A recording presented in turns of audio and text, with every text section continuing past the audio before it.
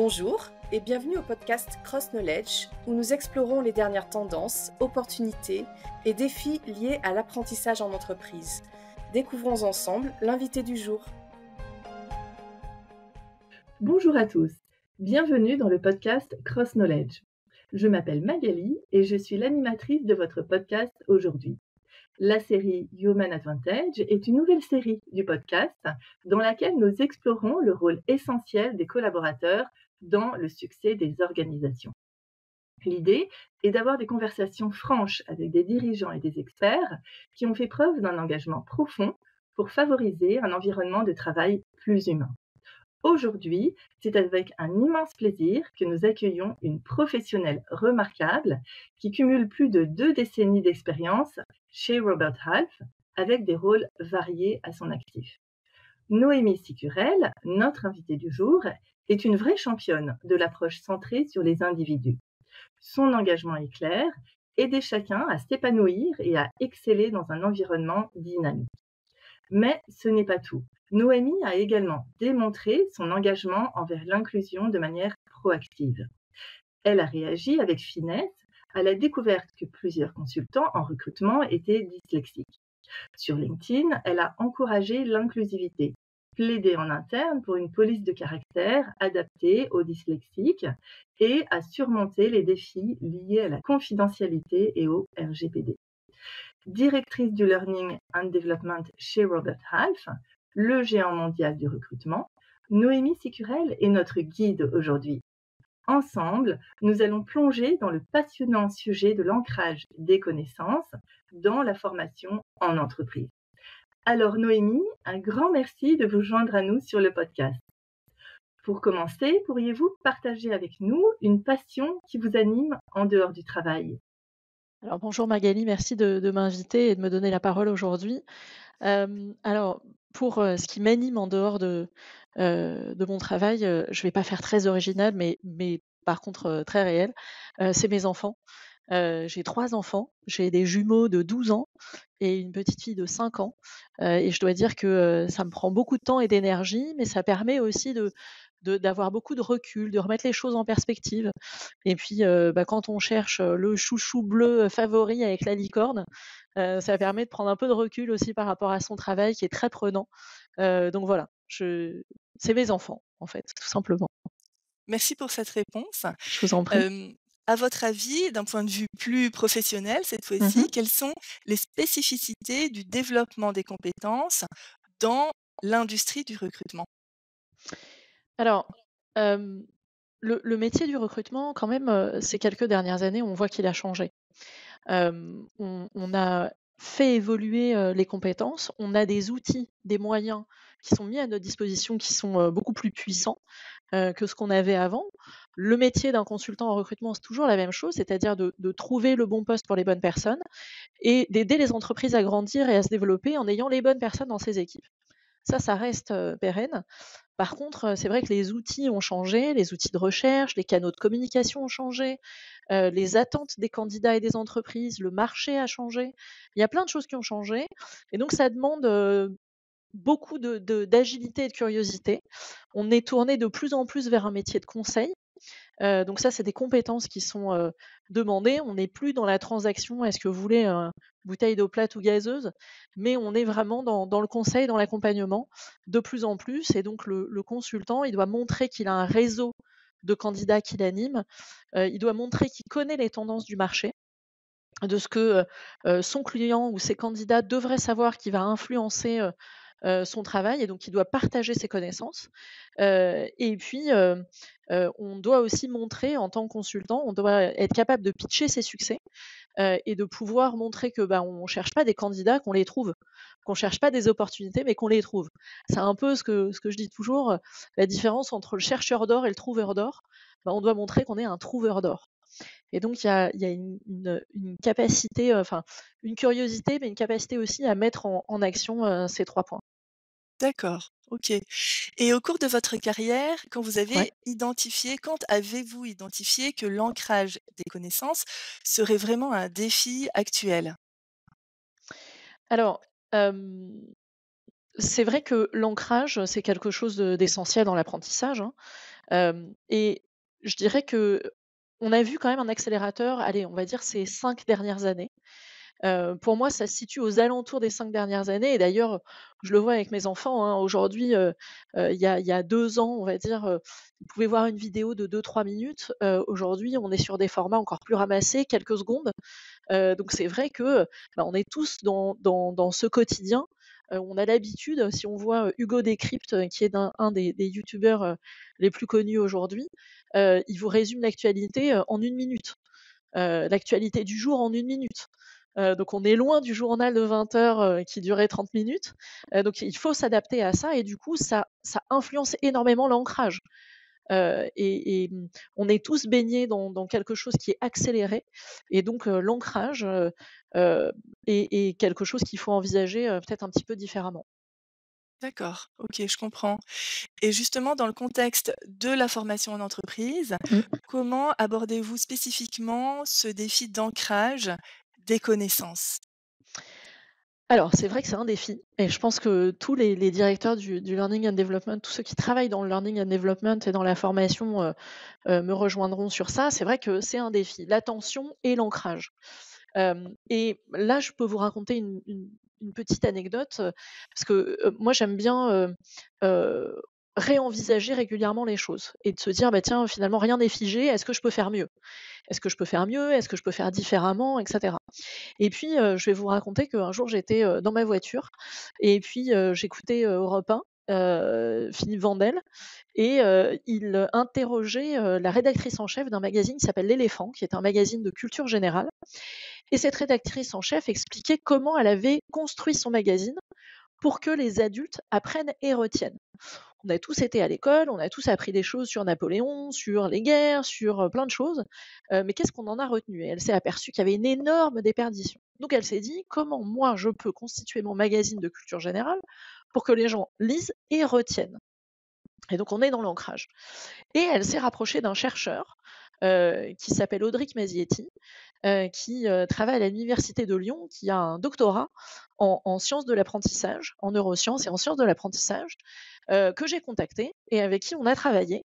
Et en fait, je lui ai demandé, quelles étaient les recommandations. Donc je lui ai expliqué ce qu'on faisait, je lui ai expliqué les défis auxquels j'étais confrontée en termes d'attention et d'ancrage et puis on en a discuté, il m'a donné 6 exemples, enfin 6 conseils pardon, que je peux partager avec vous aujourd'hui. Bien sûr, Heu, avec plaisir. alors le premier c'est, éveiller et ça, c'est ce qu'il a expliqué aussi à cette rédactrice en chef de L'Éléphant, c'est d'éveiller la curiosité et donc de commencer par un quiz. Donc par exemple, elle avait fait un article sur la Sagrada Familia non pardon, sur le parc Güell, à D'accord. Barcelone Mmh. et la première question, c'est: «Combien y a-t-il de colonnes, au parc Güell?»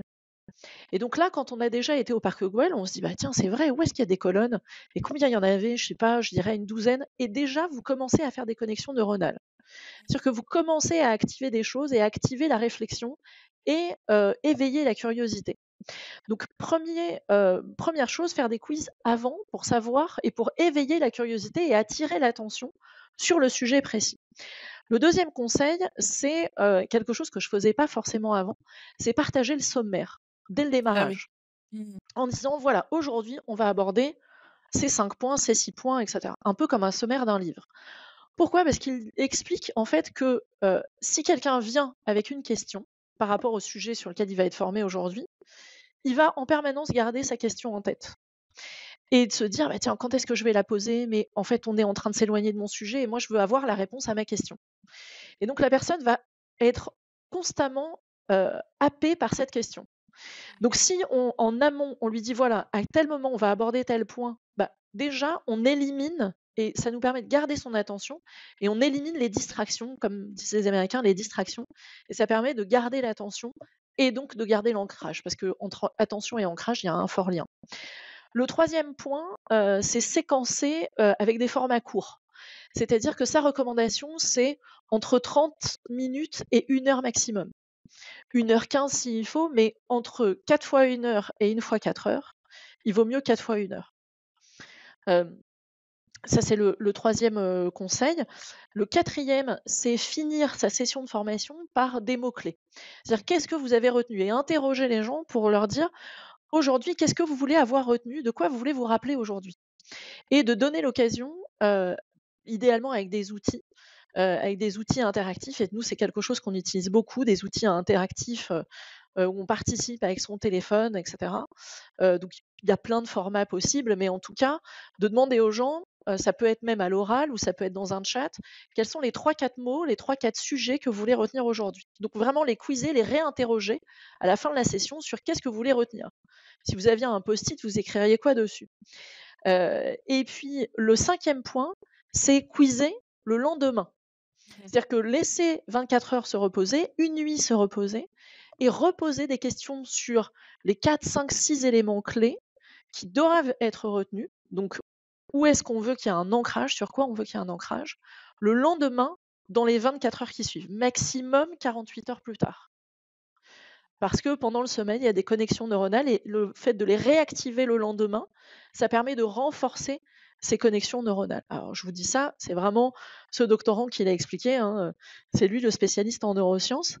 Et puis, le dernier conseil qu'il a donné, c'est toujours préparer du contenu supplémentaire pour ceux qui ont vraiment la volonté d'aller plus loin. Et donc de pouvoir préparer des lectures, des liens vers des podcasts, pourquoi pas, vers des vidéos, vers du contenu supplémentaire pour ceux qui voudraient creuser le sujet et qui voudraient en savoir plus. Oui, c'est vrai qu'il y a toujours une partie de la population qui est plus curieux que d'autres et donc qui a envie d'aller plus loin et qui a envie qu'on attise aussi sa curiosité pour acquérir des choses en plus Exactement. par rapport aux autres. D'accord, Voilà OK. donc les quelques conseils que je peux vous partager sur cette partie-là.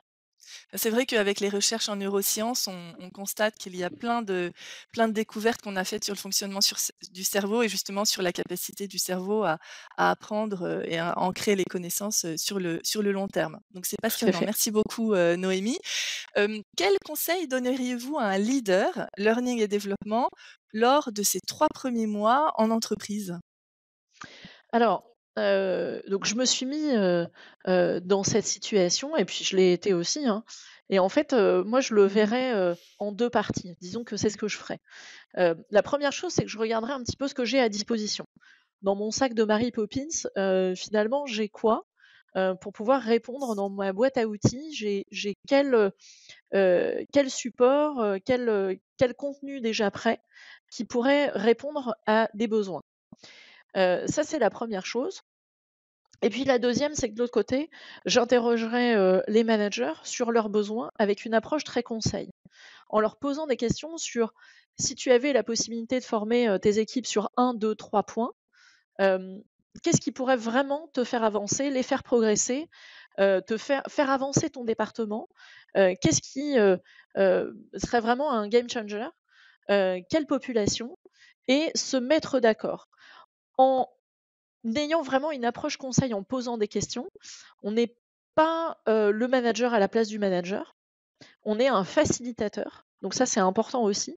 On n'est pas là pour, fixer des situations désespérées, donc il faut choisir ses combats et les choisir en lien, établir des priorités en accord avec le manager et en accord aussi avec les priorités de l'entreprise.